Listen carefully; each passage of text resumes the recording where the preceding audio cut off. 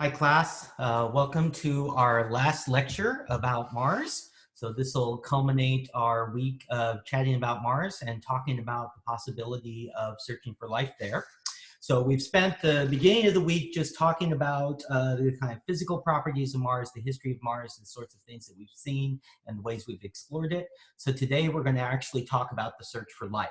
And so the start of that is about deciding where on Mars to search for life. So we've only sent a handful of spacecraft there. The total surface area of the planet is something like the total land area on Earth. So it's a very big place and there's a lot of places to look. And when you've only sent a handful, 10-ish or so missions that have actually been down on the surface, it's kind of hard to decide where's the best place to look. So the space agencies, and NASA in particular, have adopted a philosophy that we call follow the water. And that's because, as we have discussed, water is one of the critical elements of life, or at least life on Earth. And so we're going to use it as an indicator of where we should look for life on Mars. Now, there is no standing water on Mars. So part of what we mean when we say follow the water is follow the history of water on Mars. And so that's what we're going to talk about in this segment of the lecture. So behind me is a picture. This is the Osuga Vallis on Mars. It's near the eastern end of the Mariner Valley in that kind of area that drains north into the northern basin, the northern lowlands of Mars. And so what you can see here are very clear channels that look like river channels on Earth. So water flowed through here over time and has carved the channels and produced running features that should look familiar to you if you've looked at this sort of thing on Earth. So we'll talk a little bit about this in the history of Mars in this segment of the lecture, okay? So let me go ahead and start some slides. Okay, so we're going to talk about following the water, and as we said, we're going to talk about the history of following the water. So ancient Mars presumably had water on it. We see plenty of evidence of that, so we'll talk about that too. And so what we're really asking ourselves is, when we look at Mars today, when Mars doesn't look like it looks in this picture, then what is it that leads us to believe that water existed, and where did it exist? Okay, so we'll talk about the kind of global evidence of our water, basically what we can see from orbit, the kind of big picture view that relates to the sorts of things we've been talking about all this week.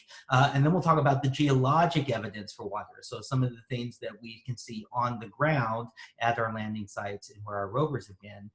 And then we'll end with kind of a brief discussion of what that means about what we think the history of Mars has been.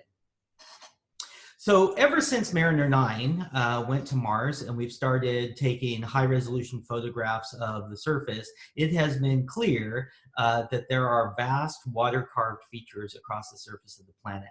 So this is an example of such a region. This is Lunae Planum. So this is in that area on the north side of the Tharsis Bulge, just to the east of the volcanoes, again, where the Tharsis Bulge dips down into the northern lowlands. And what you can see are these long striations that are a ever-branching network into smaller striations, and these are basically runoff channels. So water, just like it does on Earth in ancient Mars, it was gathered on the topography of the landscape.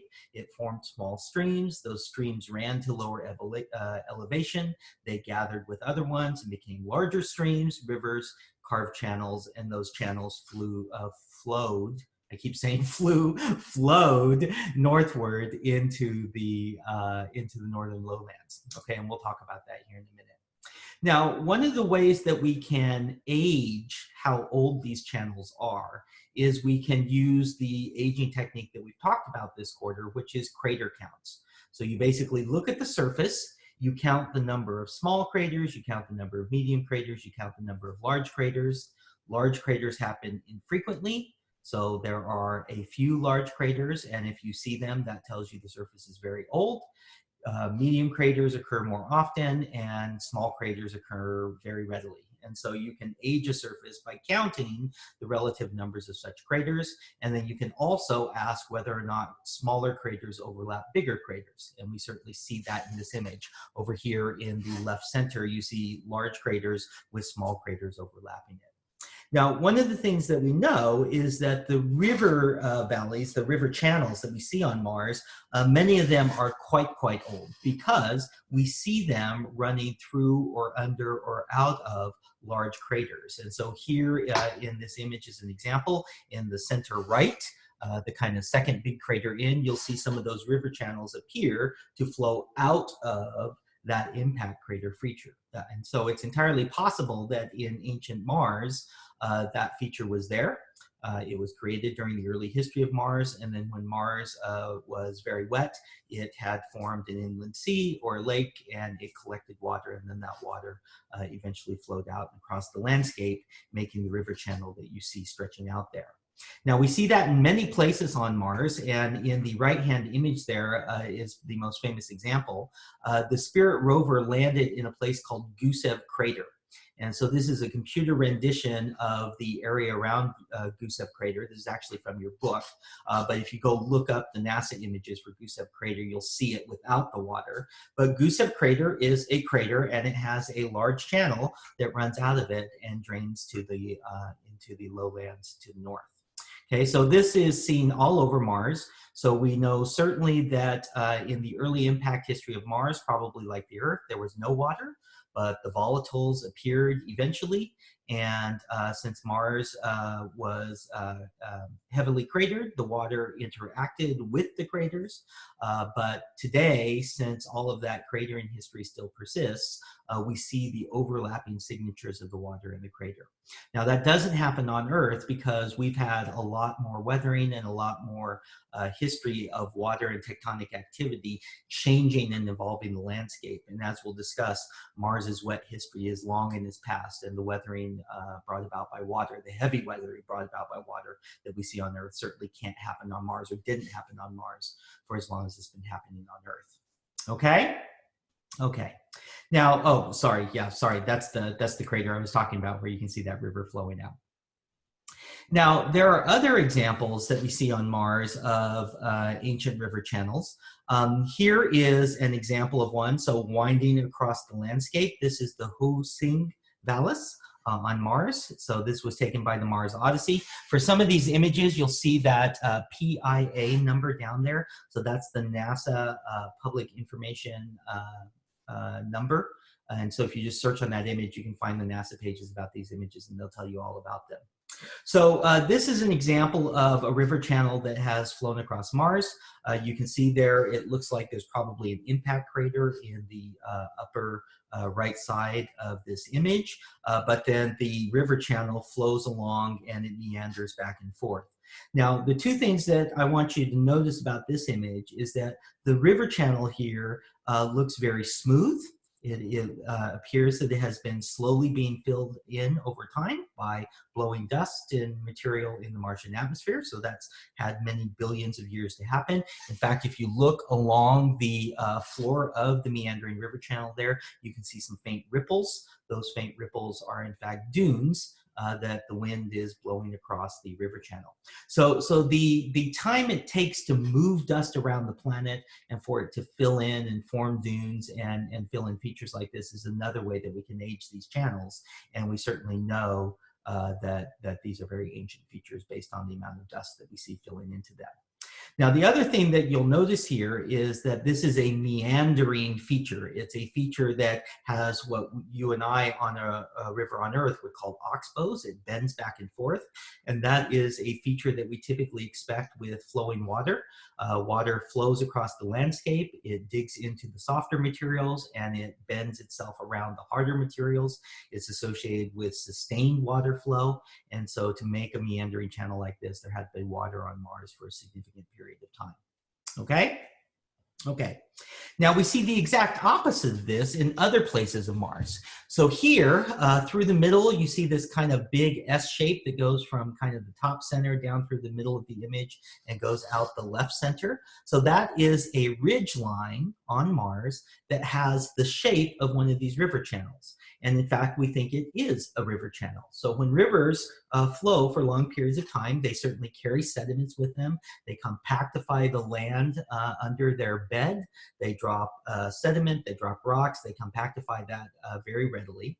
And so this, we think, is a river channel that made one of those compactified riverbeds. But if they happen to be in an area where the majority of the landscape around them is soft, once the river disappears, then the landscape around them erodes away, but it leaves the river channel in place. Okay, so you can see places, so down in the lower right curve of the S there are clearly some hard, tall hills, and then the ridge line is lower than the hills. So that's just like on the last image where the river's bend hit some hard landscape and it caused the river to turn, and then it started heading off towards the left.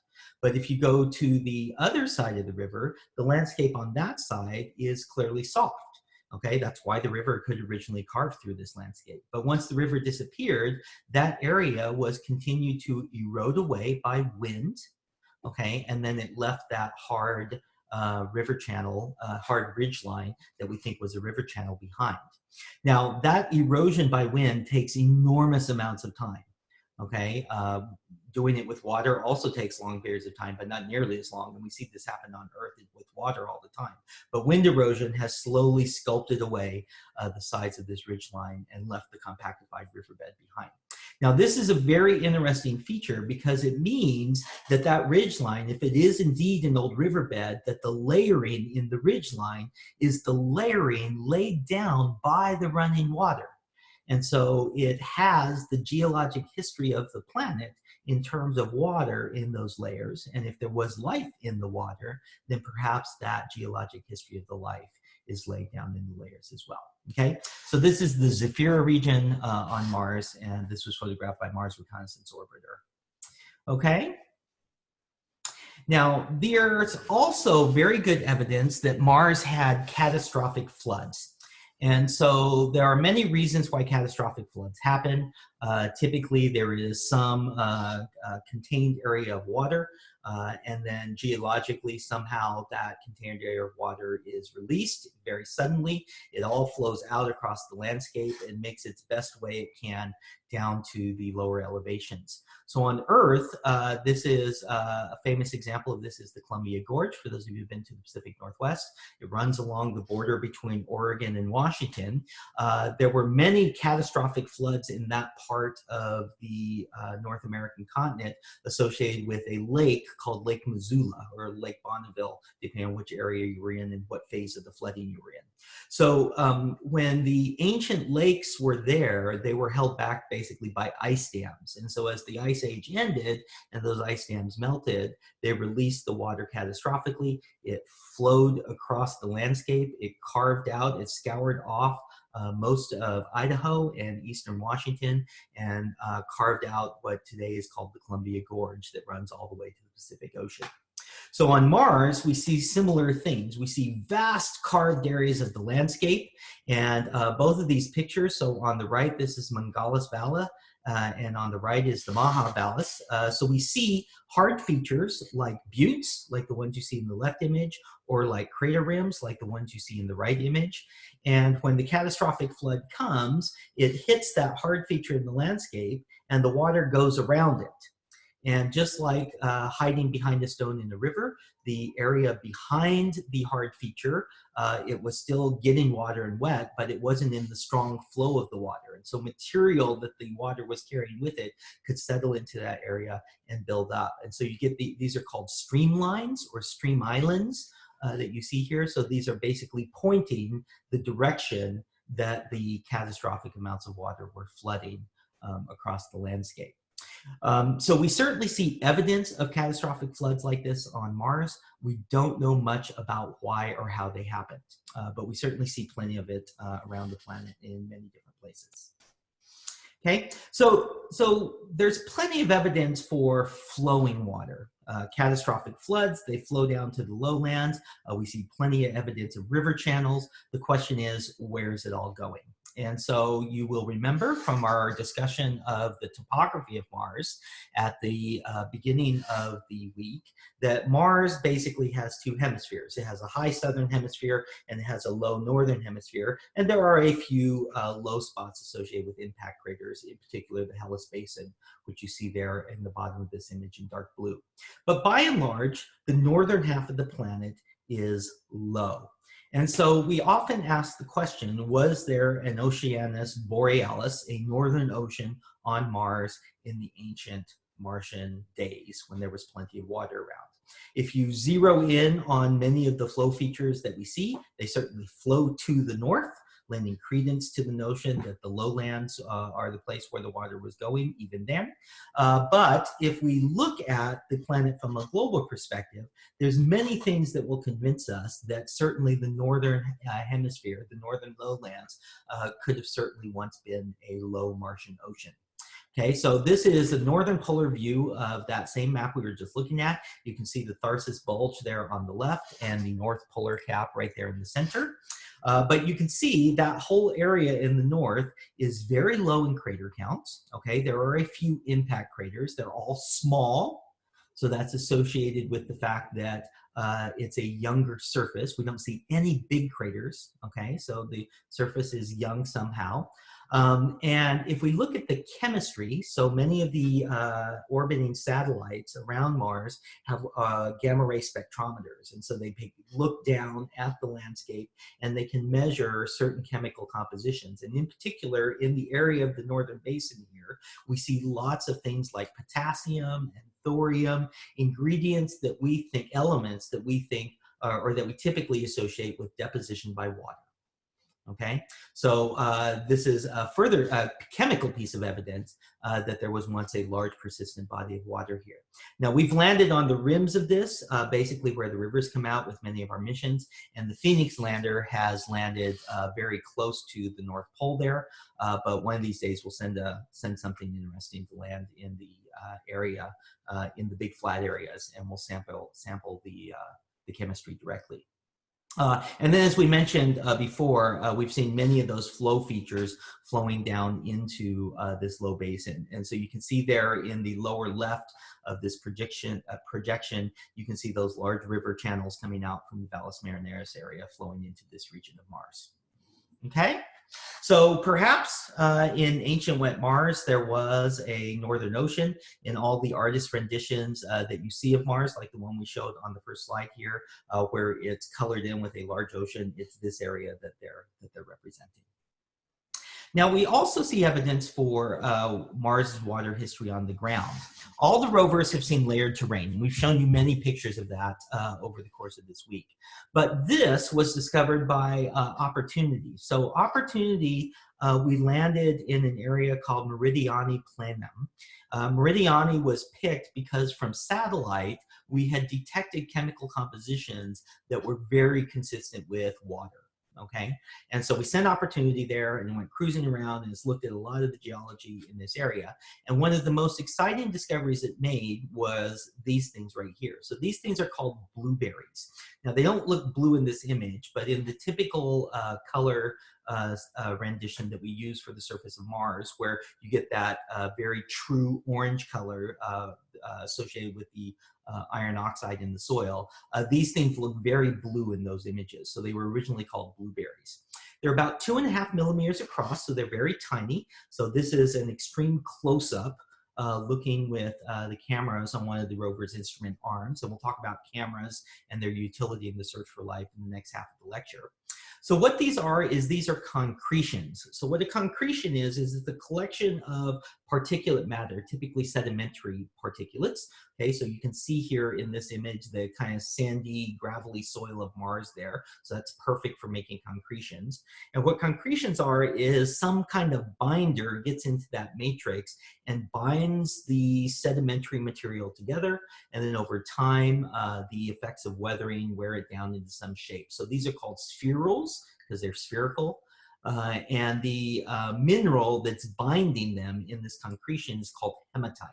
So that's an iron oxide, it's Fe2O3. Hematite is formed very easily by water and collects in regions like this. We see it on Earth all the time. And so the discovery of hematite in this region, in these spherical nodules, is a very strong piece of evidence that there was long-standing bodies of water in this part of Mars, and indeed all over Mars. We expect we should be able to find these blueberries no matter where we look. Okay? So that's the kind of typical evidence in the geology that we've seen on Mars. Now, this is something that we should, that we'll kind of pass over, but we should mention it kind of very explicitly, is that most of the missions on Mars have been focused on geology up to now. And we'll talk about Viking in the next half of the lecture. But after Viking had actual experiments to look for life. And as we'll discuss, it was very hard. And so our attention for the last couple of decades has really been focused on geology because geology is a little bit easier to understand. It's a little bit less ambiguous than the search for life. And if we can understand the geology, and then as we've been discussing, tying in to the way we see life interact with geology on Earth, then that might make the search for life on Mars a little bit easier. Okay, so these are all kind of geology results, but they have very strong bearing on the way we think about life on Mars.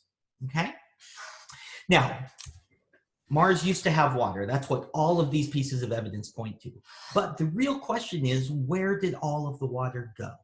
As we've discussed last lecture, some of that water may be underground still in subsurface permafrost or subsurface deposits that sometimes warm and well up.